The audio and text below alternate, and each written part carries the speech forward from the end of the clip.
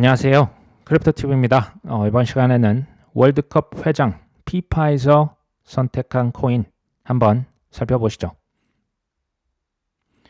자, 피파는 왜 자체 블록체인을 직접 구축을 하고 있냐?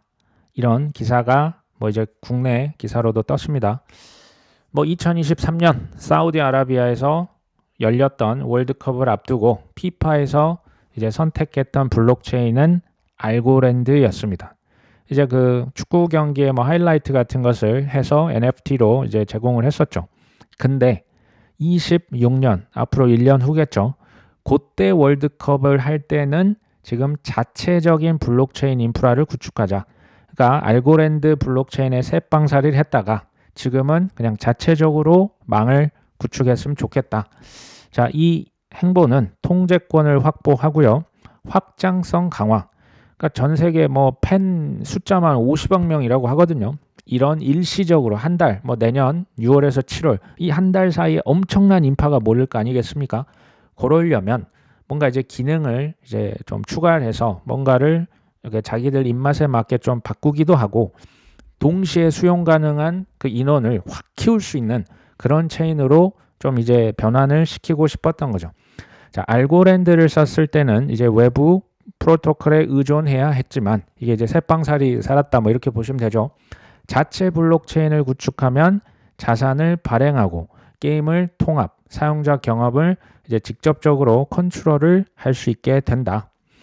자, 50억 명 이상의 팬이 있기 때문에 대규모 이벤트에서 급증하는 수요를 처리할 수 있는 인프라가 실은 필요했습니다. 여기에서 선택한 체인은 바로 아발란체입니다.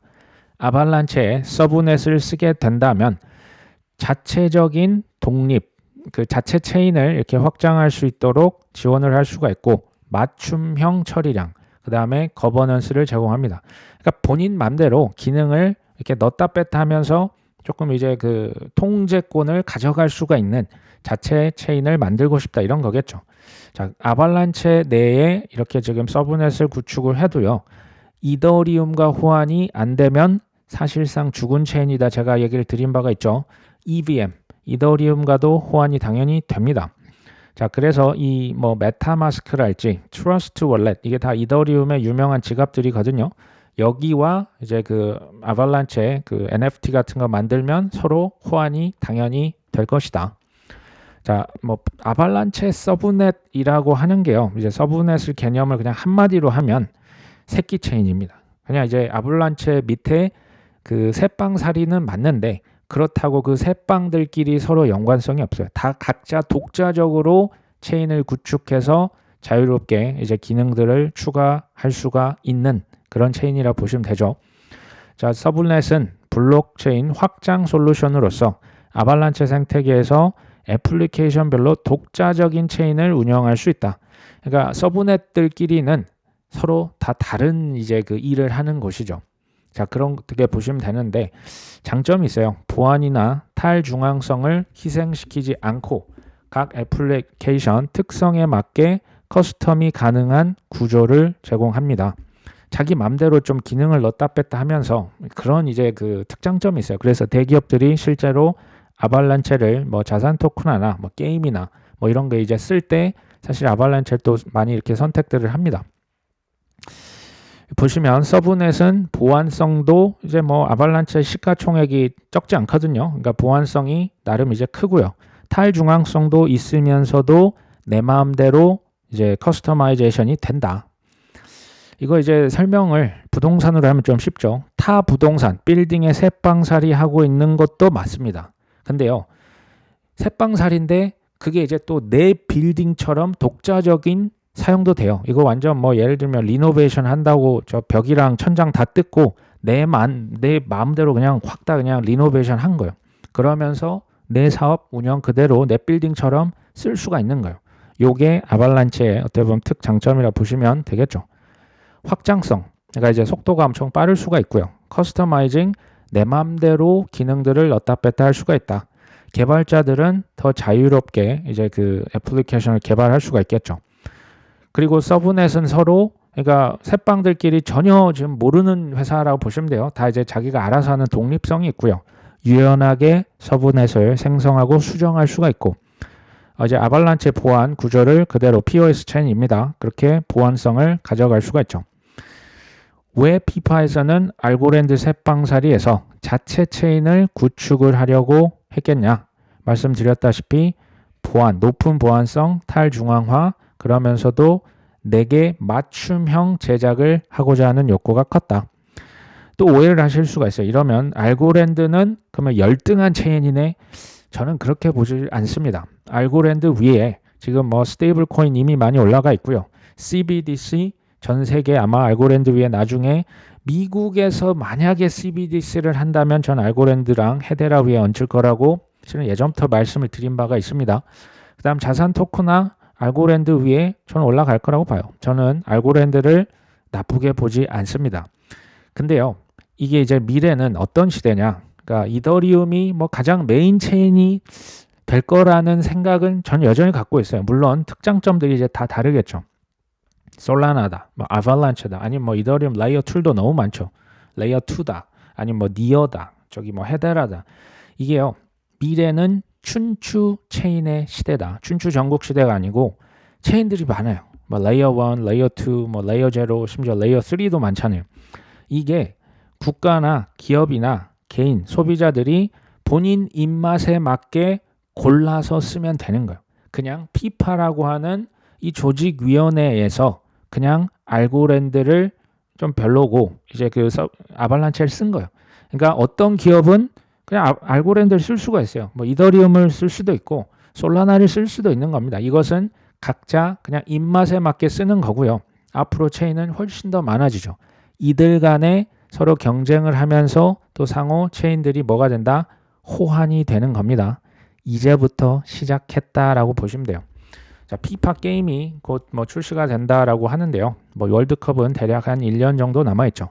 여기서 이제 그 알트코인 투자하시는 분들은 이거는 제가 뭐 여러 번 강조를 해도 중요한 것 같은데 오직 중요한 건 뭐냐? 대량 채택이요. 많이 선택을 받아야 돼요. 더 많이 선택을 받아야 되고 또 누가 선택하냐도 중요해요. 아무래도 중소기업이나 어떤 개인보다는 큰 플랫폼 기업, 대기업, 빅테크, 뭐 아마존, 뭐 쿠팡 같은 데서 선택을 해주면 특히 이제 스테이블 코인 고르는 그 이제 망들이 아무래도 확률적으로 높은 거예요.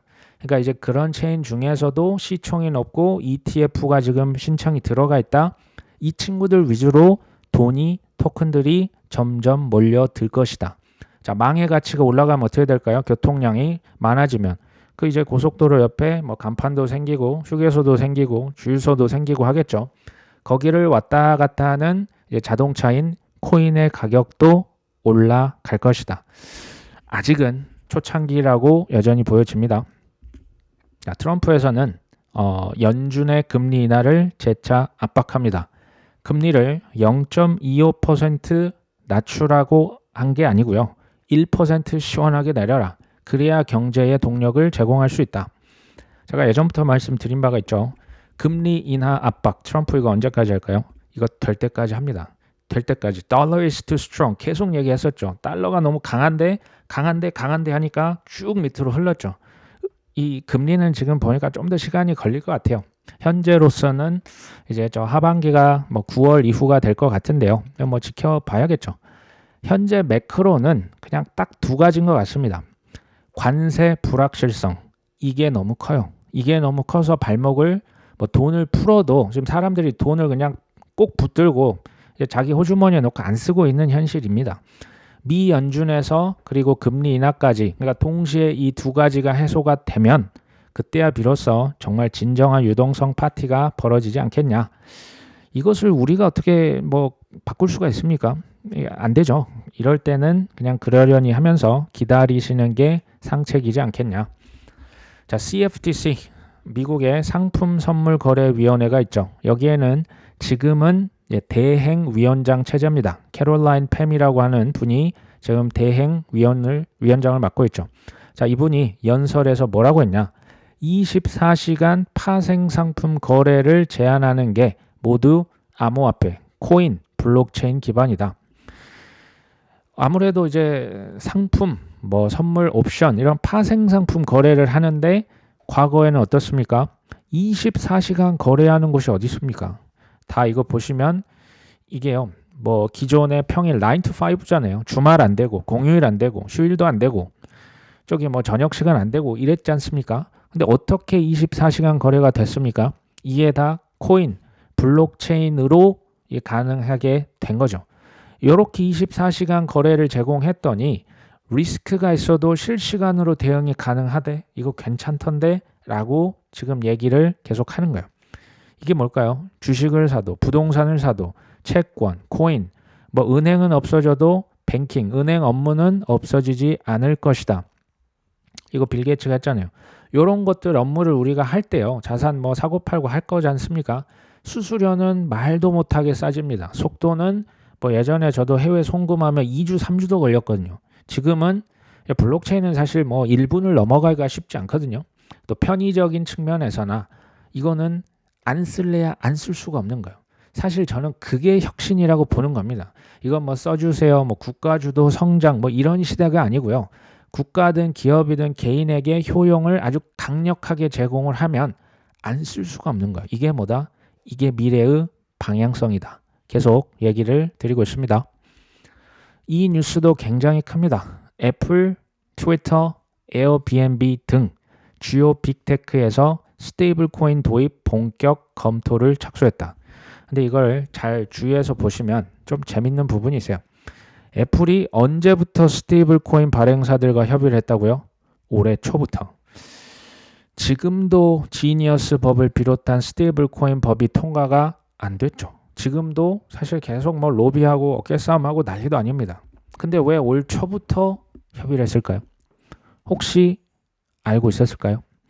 서클의 전략 담당, 뭐 파트너십 담당 이사랑도 애플이 이미 논의를 했답니다. 무슨 얘기입니까? 애플 플랫폼 안에 서클의 USDC 스테이블 코인 집어넣겠다라는 얘기 아니겠습니까? 트위터도 자체 결제 앱인 엑스머니에 스테이블 코인을 연동하는 방안을 모색 중이며 이를 위해서 스트라이프랑 이제 협업을 하고 있다. 제가 예전에 계속 얘기 드렸지만 예전 같으면 거들떠보지도 않았던 코인 스타트업, 핀테크 스타트업과 지금 빅테크랑 지금 뭐 하고 있습니까? 짝짝꿍을 하고 있어요. 서로 사실 그 기술을 사실 뭐 예전 같으면 감히 겸상이 안 됐던 친구들이지만 지금은 동등하게 지금 협업을 하고 있는 스테이블 코인 이거 무조건 집어넣기 위해서. 에어비앤비 뭐합니까? 비자 카드, 마스터카드와 함께 기존 결제 처리 업체, 중간에 업체들 너무 많아요. 수수료 계속 나갑니다. 이거 줄이려고 지금 누구랑 뭐를 도입한다? 스테이블 코인 도입을 검토 중이다. 이를 위해 결제 파트너사인 월드페이와 또 협의를 하고 있답니다. 구글 클라우드도 이미 페이팔에 스테이블 코인을 결제를 이미 지원을 하고 있대요. 자, 이러한 빅테크 기업들의 스테이블 코인 도입 움직임은 트럼프 규제 완화 정책과 맞물려 있고요. 이는 암호화폐 산업의 제도권 편입을 가속화할 것으로 예상이 됩니다. 제가 예전에 이제 지니어스법, 뭐 빅테크, 뭐 전통금융 이게 지금 어깨 싸움을 하고 있지만 내용이 수정될지언정 저는 이 스테이블 코인 법이 결국 미 상하원 그 문턱을 넘을 것이라고 예측을 한 바가 있습니다. 기싸움 하겠죠. 빅테크 뭐 전통 은행들은 대형 은행들은 당연히 자기만 스테이블 코인 발행하자고 할 것이고 빅테크들은 나도 그거 필요하다. 나도 미국의 뭐 달러 패권 국채 문제 나도 해결할 수 있다. 우리 쪽에도 그 기회를 달라. 싸우고 있는 거죠. 일종의 기싸움인데 제가 봤을 때는 어느 정도 티키타카가 한 다음에 타협이 이루어지지 않겠냐. 사실요, 이 스테이블 코인, 달러 스테이블 코인이 빅테크 회사들에만 풀려도 엄밀히 말하면 애플 하나에만 풀려도 이 파급력이 엄청나요.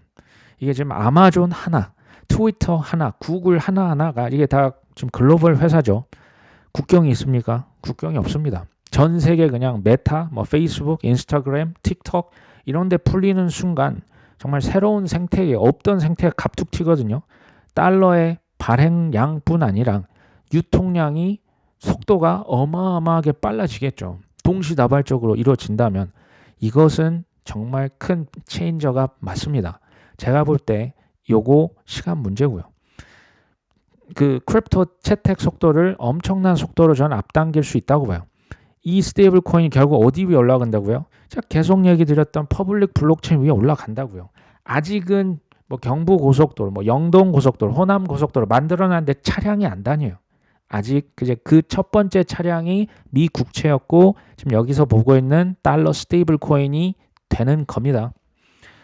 하지만 실제 이 법이 이제 만들어지고 뭐 수정하고 또 서로 기싸움하고 실제 적용이 되고 하는 건요. 생각보다는 시간이 오래 걸릴 수가 있습니다. 왜 내 코인 안 올라요? 라고 하기보다는 지금 꾸준히 확신 있는 거 모아가야 할 때다라는 얘기를 드리는 겁니다. 자, 영국의 금융감독청에서 개인 투자자 대상 암호화폐 ETN 판매 허용 방침을 발표했다. 이제 ETF는 많이 들어보셨죠? 이제 Exchange Traded Fund, 펀드가 F고요. 이제 ETP는 프로덕트. ETF와 ETP는 좀 비슷한 개념이라 보시면 되는데 ETN 요거는 이제 노트입니다. 이제 채권인데 뭐 증권사에서 이렇게 그 신용을 바탕으로 발행을 하는 건데 살짝 이건 좀 다릅니다. 뭐 어찌 됐건 개인 투자자들에게도 이제 코인 ETN 상품을 팔도록 이것을 허용할 것이다라고 얘기를 한 거죠. 영국이 뭐 디지털 자산 산업을 성장을 시키고 국제 경쟁력을 높이기 위해서다. 이게 이제 그 방향성을 계속 얘기해주는 사건들이 계속적으로 지금 발생을 하고 있는 겁니다. 하지만 우리가 생각하는 그 정도의 빠른 속도는 아니라는 것을 늘 머릿속에 가지고 계셔야 돼요. 생각해 보십시오. 그리고 신규 자산이 등장을 했지 않습니까? 이게 크립토입니다. 자산이죠. 이게요. 그 끝으로 가면 갈수록 지금 기존의 암호화폐 파생 상품에 대한 개인 투자자 접근 금지는 그대로 유지된다라고 지금 이 기사에 나와 있는데 그 끝은 각종 우리가 이해할 수 없는 파생 상품의 홍수가 된다라는 거예요. 미국에서도 이게 지금 허용이 됐습니까? 아직 전이에요. 알트코인 ETF, 현물 ETF도 지금 없지 않습니까? 아직 기회가 있는 겁니다. 조금만 길게 보시면 엄청난 기회가 여전히 있어요. 자, 암호화폐 거래소 제민이라고 있죠. 그 윙클보스, 그 쌍둥이 형제가 뭐 굉장히 오래된 그 거래소입니다. 비공개로 IPO를 신청을 했다. 앞으로 제가 더 나올 거라고 계속 말씀을 드렸었죠. IPO는 끝이 아니라 이게 시작이다. 이런 또 기사가 떴더라고요. 서클의 IPO 대박을 제미니에서 이어받을 것이다. 이제 뭐 비공개 초안 서류를 제출했고요. 사실 21년도 11월에 당시에 평가되었던 회사의 가치 71억 달러 기업 가치를 기반으로 진행을 한다라고 합니다. 21년도에 제미니에서 IPO를 실제로 하려고 했지만 그때 실제로는 신청까지는 못 갔었습니다. 지금 이제 어떻게 보면 제대로 시작을 하고 있는 거고요. S1 서류를 제출을 이제 SEC에 했습니다. 이 서식은 기업이 예비 상장을 준비하면서 민감한 정보를 공개하지 않고도 절차를 진행할 수 있도록 한다. 뭐 이제 제민이 입장에선 좋겠죠. 그러니까 지금 구체적인 건 모르고요. 다만 그 서클이 이제 뉴욕 증권 거래소에 상장이 됐고 뭐 대박이었어. 제미니가 따라갈 것 같은데 현재 이 시점에서 주요 크립토 회사 IPO 현황을 제가 한번 찾아봤습니다. 지금 서클은 말씀드렸죠. 그 얼마 전에 뉴욕 증권거래소에 상장이 됐고 코인베이스는 21년 4월달 그때가 정확히 21년 그 4월달 그 사이클 탑이었다고 보셔도 무방합니다. 어찌됐건 이토로도 25년 5월달 이 나스닥에 상장을 했었죠. 여기도 이제 뭐 주식이나 코인을 사고 팔 수 있는 거래소죠. 얼마 전에 실은 5월 16일 갤럭시 디지털 여기도 이제 비트코인, 이더리움 ETF 판매하는 회사입니다. 여기도 미 나스닥에 상장을 했어요. 근데 주식의 초기 가격이 23달러, 종가는 뭐 24, 25달러. 지금은 또 20달러 밑으로 또 떨어졌습니다. 그러니까 이제 코인에 쉽게 말하면 가격에 좀 거품이 끼고 막 불장이 되고 흥분이 될 때 이런 코인 기업들의 IPO를 하면 아무래도 주식을 비싼 가격에 팔 수 있지 않겠냐가 이제 제가 시종일관 주장했던 거죠. 지금 이미 상장을 했다. 지금은 조금 이제 상승장이라고 하기는 좀 애매하죠.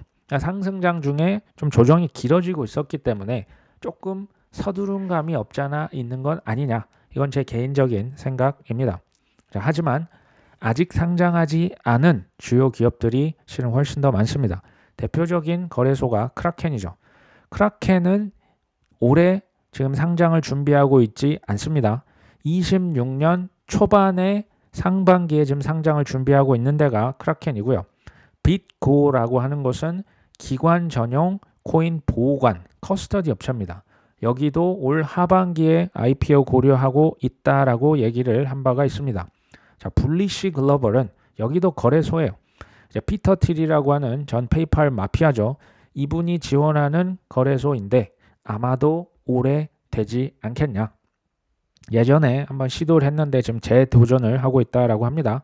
뭐 블록체인.com 여기도 암호화폐 지갑 거래소를 그 서비스를 제공하고 있고요. 저 파이어블록스 이런 데들도 지금 상장을 다 준비를 하고 있죠. 제가 계속 끝판왕의 IPO는 뭐가 될 것이다. 저는 여전히 리플이라고 생각을 합니다. 근데 제가 이 히스토리를 알고 있거든요. 이게 챗 GPT에 2022년에 리플의 빵형이 이거 IPO 하고 싶다고 얘기한 거 아니야? 맞습니다. 그 IPO를 정말 하고 싶다. 꿈에도 소원은 IPO다라고 얘기를 했었거든요. 서클에 그 제레미 얼레어도 똑같은 얘기를 했어요. 근데 할 수가 없었죠. 그 뭐 SEC와 법정 소송이 뭐 몇 년을 갔기 때문에 IPO를 그거 끝나면 하겠습니다로 입장을 번복한 거예요. 현재는 IPO 계획을 리플에서는 보류를 시키고 있는 거죠. 대신에 뭐 하고 있습니까?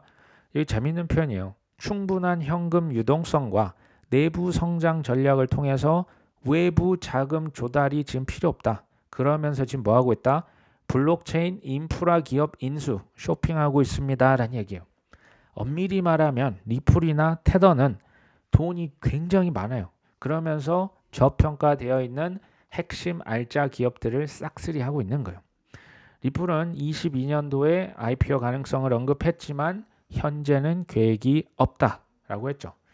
사실은요. 21년도 4월 달에 코인베이스의 IPO 주식 상장을 보면서 이제 돈방석에 앉았거든요. 그 코인베이스의 그 임원진이 22년에 리플의 빵형도 나도 저거 하고 싶다라고 얘기를 한 거예요. 근데 SEC 소송 때문에 이게 불가능했죠.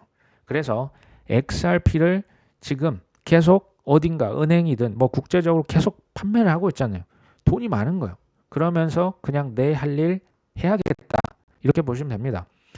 가만 또 생각을 해보니까 상장사가 아니기 때문에 각종 신고 의무, 등록 의무, 감사 의무, 책임이 적어지는 거예요. 이게 오히려 더 자유로우니까 당분간 이대로 갑시다. 돈이 지금 뭐 부족한 게 아니니까. 돈 많고 할 일 많으니까 IPO는 나중에 할 것이다. 저는 리플 반드시 할 거라고 보거든요. 무조건 합니다. 그때가 혹시 불장의 정점은 아니겠는가라고 보고 있는 겁니다. 리플에서는 뭐 올해는 IPO를 진행하지 않을 것이고 지금까지는 현재의 우선순위는 아니다. 자, 리플에서도 만약에 IPO를 하면요. 이런 전조 현상들이 나타날 거예요. 리플에서 고위급의 최고 재무 책임자를 채용을 한달지 어떤 월스트리트의 투자은행과 뭔가 IPO를 논의를 했다. 혹은 SEC에 지금 제미니 거래소가 냈던 S-1 서류를 제출을 했달지 이런 것들을 하면 이제 곧 IPO가 임박했구나 이렇게 보시면 되겠습니다. 당연히 아직 아닙니다. 제가 여러 번 말씀드렸던 제임스 윈, 뭐 하이퍼 리퀴드 그 고래가 있죠. 이 고래 투자자 이제 뭐 큰 돈 벌고 나갔으면 됐는데 계속 와가지고 이제 뭐 수천만 달러 날렸습니다. 근데요, 뭐 이 사람을 비난하기 전에 이 사람이 지금 무슨 얘기를 하고 있냐 한번 들어볼 필요는 있다라고 봐요. 대형 기업들이 줄줄이 비트코인을 사고 있다. 슈퍼 사이클로 이제 막 진입했다라고 하고 있습니다. 현재 뭐 대형 기업들이 수십억 달러, 뭐 수조 단위로 비트코인을 계속 사고 있죠. 주요 금융 기관들 또한 스테이블 코인을 발행하거나 디파이 연동 인프라를 구축하고 있다라고 얘기를 했습니다. 지금은 어떤 반짝 반등이 아니고 슈퍼 사이클에 이미 진입을 했다라고 얘기를 합니다. 비트코인을 사든지 스테이블 코인을 발행하든지 디파이 인프라를 구축하든지 요 세 개 중에 하나는 하고 있어야 된다는 얘기예요. 저는 이게 굉장히 지금 그 핵심적으로 지금 그 트렌드를 딱 짚었다라고 보거든요. 비트는 지금도 킹왕짱이지만 나중에도 전 킹왕짱이라고 봐요. 이건 뭐 이미 정해졌다 치면 이 스테이블 코인을 발행하고 디파이 인프라 이거 구축 왜 한다고요? 이거 자산 토큰 하겠다는 겁니다. 화폐든 뭐든 가치 있는 거 여기 다 이제 위에 얹겠다. 이 비트를 제외한 나머지는 다 뭐와 관련이 있다? 알트코인이랑 연관이 있는 겁니다. 그러니까 우리는 이제 내 코인 왜 언급 안 해주세요? 이제 좋은 코인 많아요. 제가 언급 안 한 것 중에도 많이 있습니다. 그러니까 저는 가급적이면 비트도 짬짬이 모으시면서 우량 알트코인들도 적절한 비중으로 너무 이제 막 올인하시는 뭐 확신이 있으면 또 모르겠지만 비트랑 알트랑 둘 다 했으면 참 좋겠다라는 정도로 얘기를 드려봅니다. 제임스 윈이요. 또 최근 중국에서 190조 원의 화폐를 찍었다. 근데 이제 더 중요한 것은 앞으로 다른 나라들도 이것을 따라서 무제한의 그 화폐를 찍어낼 것으로 보인다. 비트코인만이 전 세계의 화폐를 빨아들이는 블랙홀이 될 것이다. 그 밑에 보면 또 엘살바도르 누가 뭐라고 하든지 그냥 매일 비트코인을 그냥 한 개꼴로 지난 수년간 계속 해왔습니다. 이거 정말 쉽지 않거든요. 매일 한 개, 그러니까 우리로 치면 뭐 매일 뭐 이제 5만 원, 10만 원씩 그냥 사는 거예요. 돈이 될 때마다 만 원이든 2만 원이든 5만 원, 10만 원 이거 별거 아닌 것 같죠. 이거 대단한 겁니다. 이걸 꾸준히 할 수 있다. 저는 사실 우리가 할 수 있는 최고의 투자 중에 하나가 전 이런 거라고 봐요. 딱 좋은 그 종목 선택했고요. 그러면 그냥 꾸준히 가는 거죠. 그들의 루틴, 이제 성공하는 분들을 루틴은 뭐 저는 이제 그런 데 관심이 또 있거든요. 해밍웨이라고 하는 작가 있죠. 매일 500단어를 썼습니다. 무라카미 하루키라고 하는 일본의 유명 작가도 하루에 10km를 무조건 뛴답니다. 이게 체력 관리하고요. 이게 이제 루틴이죠. 루틴을 그냥 운동을 10km를 하면서 건강 관리 하겠죠. 그러면서 매일 글을 뭐 오전에 4시간인가 6시간을 매일 하루도 안 빠지고 썼다라고 해요. 그리고 재밌는 것은 소위 말해서 성공한 이후에도 이 루틴이 단 하루도 변한 적이 없었다라는 얘기를 제가 들은 적이 있거든요. 앤디 워홀은 생전에 1000점이 넘는 작품을 남겼고 반센트 빈 거우죠. 단 10년 동안 2000점 이상의 그림을 그렸다. 10년 동안 2000점이면 1년에 200점입니다. 거의 이틀에 하나 이상의 그림을 그려냈다라는 거예요. 결국 탁월함은 어디서 온다? 영감, 어떤 특별한 갑툭튀, 어디서 푹하니 튀어나온 게 아니고 어디서 나온다고요? 집요한 반복과 압도적인 양에서 시작이 될 것이다. 그러니까 우리가 뭐 탁월한 사람이 되고자 하고요, 뭐 대가가 되고자 하고 뭐 투자에서도 성공을 하고 싶다라고 하는데요. 이런 어떤 통찰력, 영감, 퀄리티가 결국 어디서 나온다고요? 압도적인 양에서 나요. 압도적인 양과 지겨운 반복이죠. 근데 우리의 본성은 뭡니까? 압도적인 양은커녕 그냥 매일매일 갈등하는 거죠. 나 이거 해야 되는 거야? 운동도 이거 해야 되는 거야? 정말 하기 싫다. 양보다 우리는 질을 따지려고 해요. 시간을 막 갈아서 넣는 것보다 한 방을 노립니다. 탁월함과는 거리가 있어 보이지 않으십니까? 이제 그게 좋은 거라면 그게 운동이다, 공부를 하시는 거 아니면 뭐 저축하는 거 또는 절제하는 거 이건 뭐가 이게 재미가 있겠습니까? 저는 이런 거는 할까 말까 하면 그냥 하려고 노력을 합니다. 생각이 많아지면 이거 자꾸 안 하더라고요. 그냥 합니다. 이게 지나놓고 보면 도움이 됐었거든요. 매일 반복되는 평범한 노력과 그것을 꾸준히 지속을 하는 것이 저희의 미래를 결정하지 않을까요? 오늘 방송은 여기까지 합니다. 끝까지 시청해 주셔서 감사합니다.